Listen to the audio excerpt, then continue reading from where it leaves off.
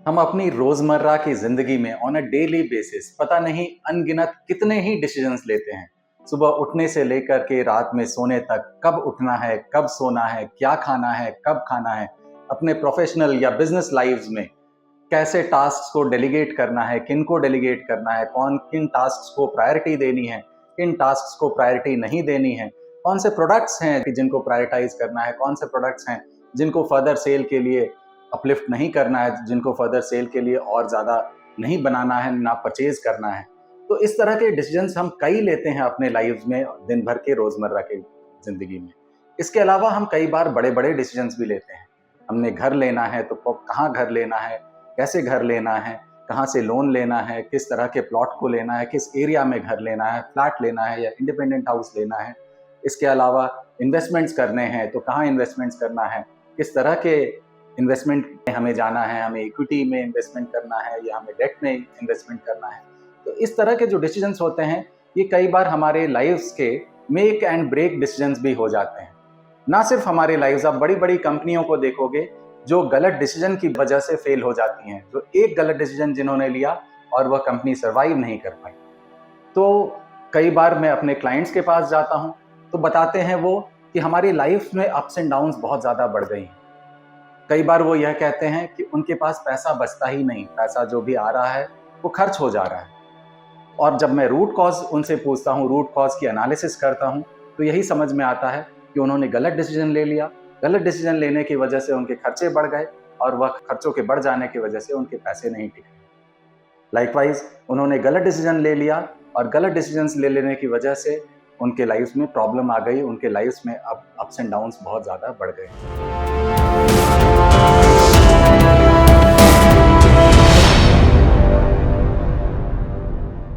नमस्कार, मैं हूं साकार मोहता, आपका वास्तु कंसल्टेंट। और आज के इस वीडियो में हम यही चर्चा करेंगे कि हमारे लाइफ के जो ये छोटे छोटे या बड़े डिसीजंस हैं वो कभी भी गलत ना हो। जो भी हम फैसला ले रहे हैं, छोटे फैसले या बड़े फैसले, उससे फर्क नहीं पड़ता, पर हमारे फैसले सही हों, इसके लिए कौन सी दिशाएं एक्चुअली में रिस्पॉन्सिबल हैं, कौन सी दिशाओं की एट्रीब्यूट्स ऐसी हैं, कौन सी दिशाओं के गुणधर्म ऐसे हैं जो हमारे डिसीजंस को कंट्रोल करते हैं, जो ये सुनिश्चित करते हैं कि हमारे डिसीजंस गलत ना हो, और उन दिशाओं में हमें क्या करना है, क्या नहीं करना है, इसके बारे में आज हम लोग एक डिटेल्ड चर्चा करेंगे। सबसे इंपॉर्टेंट डायरेक्शन डिसीजंस के रेस्पेक्ट में, हमारे माइंड के रेस्पेक्ट में जो है वो है नॉर्थ ईस्ट की डायरेक्शन। ये मैंने कई बार अपने वीडियोस में कहा है कि नॉर्थ ईस्ट की डायरेक्शन में वास्तु पुरुष का सर माना गया है। जब हम कहते हैं कि हमारा घर और हमारा शरीर एक दूसरे के आवरण हैं, तो हमारा मस्तिष्क जो है, हमारा जो ब्रेन है, हमारा जो सर है, वह बिल्कुल नॉर्थ ईस्ट की डायरेक्शन में। और नॉर्थ ईस्ट के डायरेक्शन में अगर कोई भी प्रॉब्लम रहेगी तो हमारा जो थॉट प्रोसेस है वो गड़बड़ होगा ही होगा। थॉट प्रोसेस गड़बड़ होने का मतलब हम डिसीजंस गलत लेंगे ही लेंगे। तो हमारे नॉर्थ ईस्ट के डायरेक्शन में सर्वप्रथम किसी भी तरह का वास्तु दोष नहीं होना चाहिए। वहाँ टॉयलेट्स नहीं होने चाहिए। वहाँ के टॉयलेट्स का की कोई रेमेडी नहीं है, उसे वहाँ से हमें रिमूव ही करना पड़ेगा। वहाँ किचन नहीं होना चाहिए, उस डायरेक्शन में किचन होने की कोई रेमेडी नहीं है, उसे हमें वहाँ से रिमूव करना ही पड़ेगा। कोई भी भारी सामान से मेरा मतलब कोई भी ऐसा सामान जिसको हमने अनक्लटर करके बिल्कुल ऐसे ही रख दिया है, स्टोर रूम बना दिया है नॉर्थ ईस्ट के डायरेक्शन में, वहाँ हम अनयूज सामान अपना रख दिए हैं, वहाँ भारी सा ट्रंक रख करके पुराने कपड़े लत्ते, पुराना बर्तन वहाँ हमने स्टोर करके रख दिया है, तो यह सब जो है नॉर्थ ईस्ट के डायरेक्शन में रखा हुआ भारी सामान एक बहुत बड़ा वास्तु दोष हो जाता है। नॉर्थ ईस्ट के डायरेक्शन को हमें बिल्कुल क्लटर फ्री रखना है। Clutter free north east is equal to clutter free brain.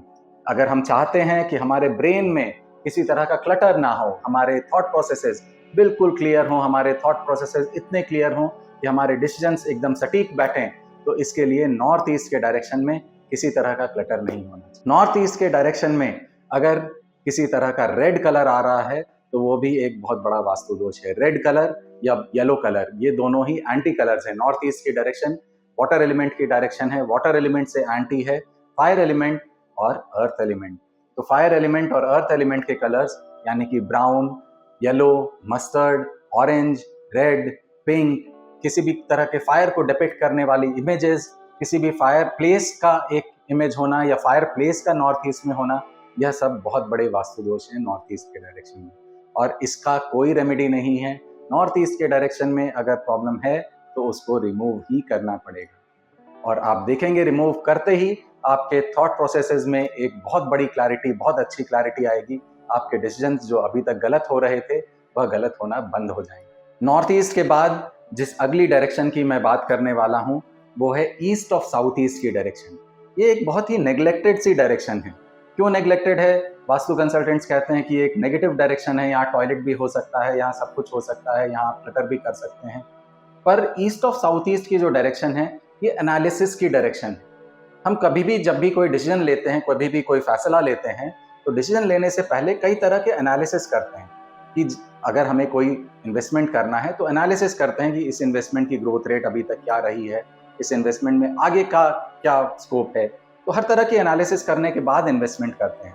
घर लेना है, कोई बड़ी डिसीजन लेनी है, तो अगेन बहुत तरह की एनालिसिस करते हैं कि किस एरिया में घर लेने से हमें अच्छा रहेगा, हम स्कूल के पास रहेंगे, कॉलेज के पास रहेंगे, अपने वर्क प्लेस के पास रहेंगे या नहीं रहेंगे। तो इस तरह की एनालिसिस हमारी अगर गलत हो जाएगी तो हमारे डिसीजंस गलत होंगे ही होंगे। तो ईस्ट ऑफ साउथ ईस्ट, और स्पेसिफिकली अगर कोई ऐसे बिजनेस में है, कोई बिजनेस एनालिस्ट है, कोई इन्वेस्टमेंट एनालिस्ट है, फाइनेंशियल एनालिस्ट है, या कोई चार्टर्ड अकाउंटेंट है, तो उनके लिए तो ईस्ट ऑफ साउथ ईस्ट एक बहुत ही इंपॉर्टेंट डायरेक्शन है। ईस्ट ऑफ साउथ ईस्ट में अगर वास्तु दोष होगा तो उनकी एनालिसिस गलत होगी ही होगी। तो उनकी एनालिसिस गलत ना हो और उनकी एनालिसिस और स्ट्रेंथन हो, मतलब उनके एनालिसिस में कहीं किसी तरह की प्रॉब्लम ना हो, उनकी एनालिसिस हमेशा 100% एक्यूरेट हो, तो इसके लिए ईस्ट ऑफ साउथ ईस्ट एक बहुत ही इंपॉर्टेंट डायरेक्शन है। ईस्ट ऑफ साउथ ईस्ट कौन सी डायरेक्शन है? ईस्ट और साउथ ईस्ट के बीच की डायरेक्शन।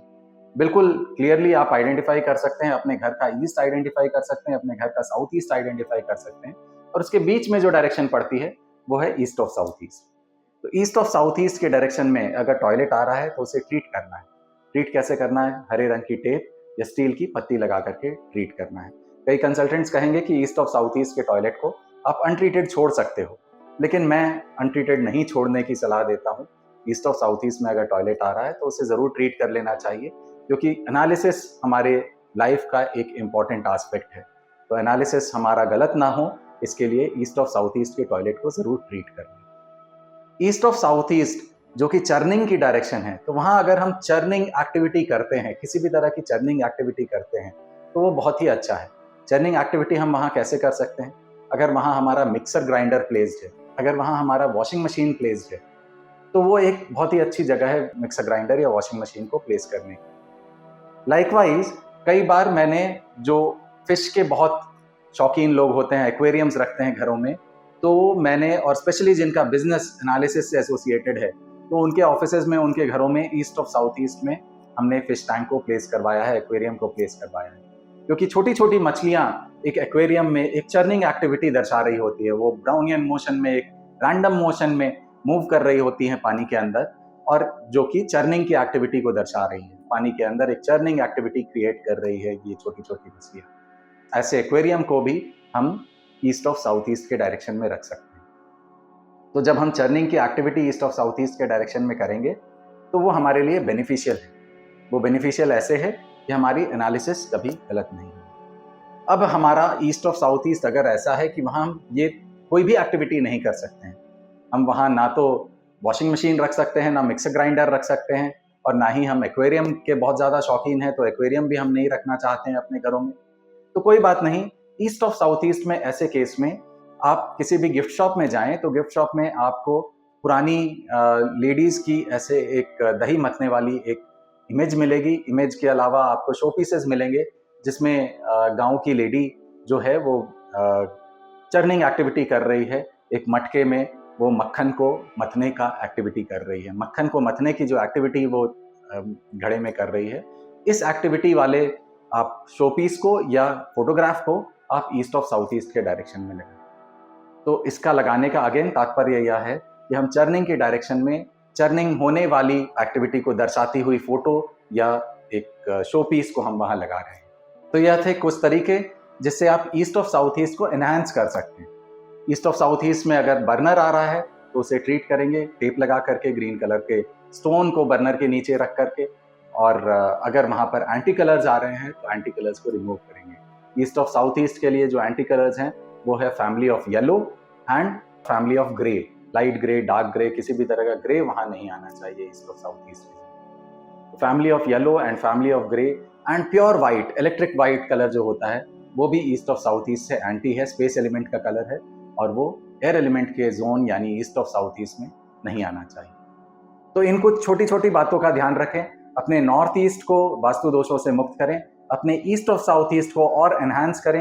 ऐसा एनहांस करने के कई तरीके मैंने बताए, ऐसे एनहांस करके अपने ईस्ट ऑफ साउथ ईस्ट को और अपने नॉर्थ ईस्ट को आप रखें और देखें कैसे आपके एनालिसिस कभी गलत नहीं होते हैं और आपकी थॉट प्रोसेस क्लियर रहती है, ताकि आपके डिसीजंस बिल्कुल टू द पॉइंट लगते हैं और डिसीजंस में कहीं किसी तरह की प्रॉब्लम नहीं आती। आपके डिसीजन टू द पॉइंट लगते हैं और आपके डिसीजंस आपको फायदा ही देते हैं। आशा करता हूं आपको मेरी यह वीडियो पसंद आई है।